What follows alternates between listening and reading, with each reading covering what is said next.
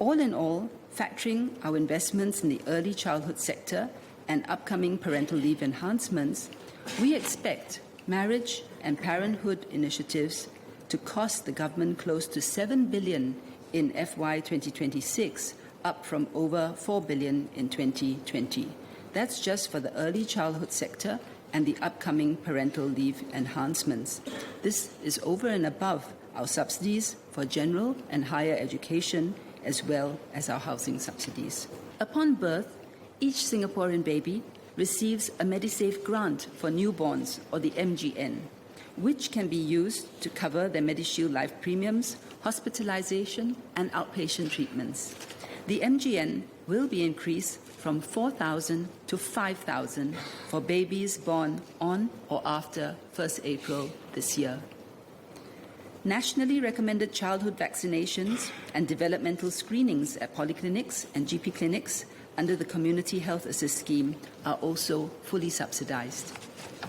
In the child's early years, government support continues in the form of the Baby Bonus Scheme, comprising the Baby Bonus Cash Gift and the Child Development Account. These help parents to defray various child-related costs, from daily expenses to preschool and healthcare. Taking the Baby Bonus Scheme and the increased MGN together, parents can receive up to $25,000 for their first child and up to $38,000 for subsequent children. The first step for many couples is to secure their own home, where they can build a new life together and start a family. Supporting first-time married applicants is a key priority of our public housing policies. All COVID-delayed BTO projects have been completed. In parallel, we significantly ramped up flat supply. We have not only met our commitment to launch 100,000 BTO flats from 2021 to 2025, but are set to exceed it. We launched 19,600 new flats last year and will launch another 19,600 BTO flats this year. We will continue to put out a steady pipeline of flats to meet housing demand in the next few years and are launching more than 50,000 flats between 2025 inclusive and 2027. We are also launching over 5,500 sale of balance or SBF flats later this month. We also enhanced housing subsidies and grants for first-time buyers. These include the enhanced CPF Housing Grant, or EHG, the CPF Housing Grant for resale flats, and the Proximity Housing Grant. With the increased EHG in August 2024, a first-time married couple can benefit from grants of up to $120,000 for BTO flats and up to $230,000 for resale flats. We have also significantly increased infant care and childcare capacity and built them in areas where families with young children are concentrated. Mr. Melvin Yong and Ms Hany Soh spoke about the challenges that parents with young children face in securing preschool places. To plan for new preschool places, ACDA analyzes the demographics, projected resident birth cohort, enrollment trends, and existing supply in each planning area, especially in BTO developments, to meet projected demand. To ensure that these preschools are operational when residents move in, ACDA facilitates anchor operators early access to technical plans and arranges site visits so that renovations can commence once the keys are handed over. ACDA further supports AOPs by providing infrastructure and manpower recruitment funding in advance to prepare centres to receive children promptly. We have also grown full-day infant care places nearly threefold over the past 10 years, from around 6,000 places in 2015 to around 16,000 places in 2024. Full-day childcare places, on the other hand, have significantly increased over the past 10 years, from around 115,000 places in 2015 to around 200,000 places in 2024.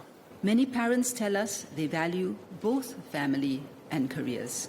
At work, they want to do their best to fulfill their responsibilities. Yet, they also need to care for their children, and increasingly their parents and grandparents too. When it comes to child raising, fathers need to be involved as well. As Ms Joan Pereira and Mr Zhulkarnain Abdul Rahim highlighted, research shows that children benefit from fathers' involvement in their early years and have positive developmental outcomes well beyond the early years.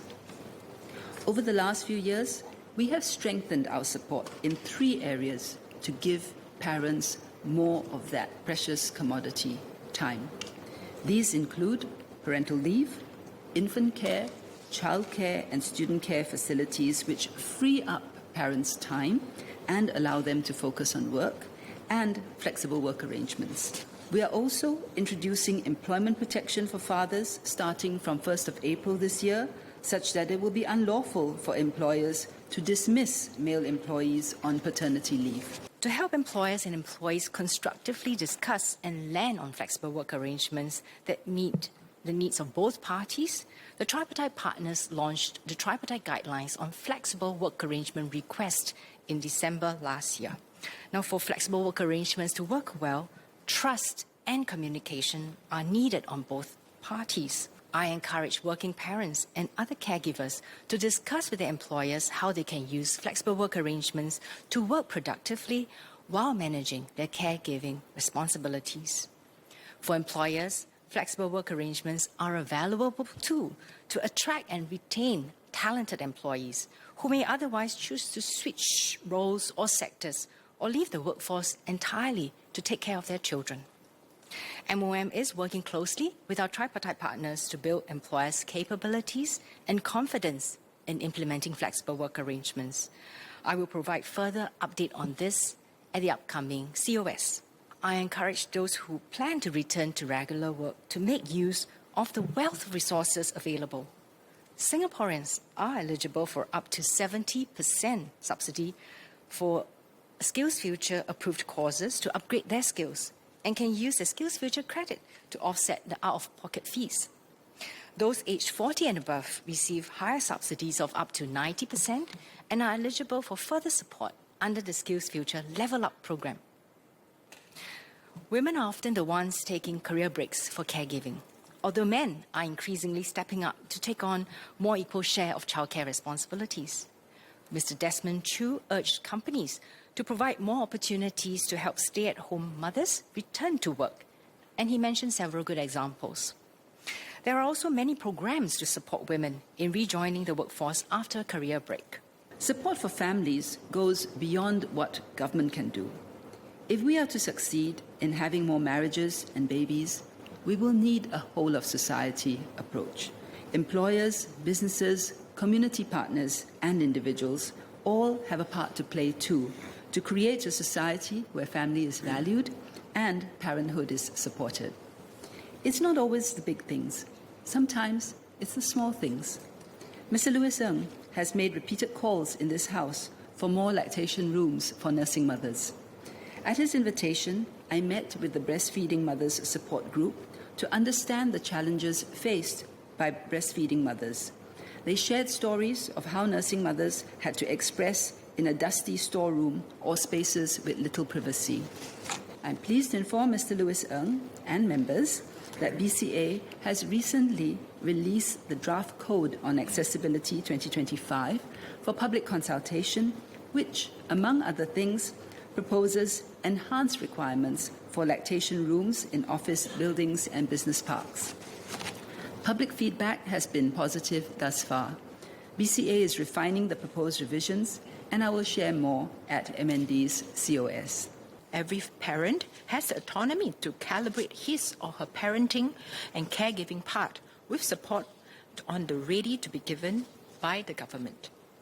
Notwithstanding, no parent, mother or father should ever feel the pressure to return to work due to them having insufficient childcare leave and or because their employer refuses to implement flexi-work arrangements where feasible. I hope that it is an auspicious sign that the wish list that my parliamentary colleagues and I have drawn up in our speeches earlier for more financial support and ang paos for Singaporeans will materialize, perhaps even as soon as at the upcoming budget 2025.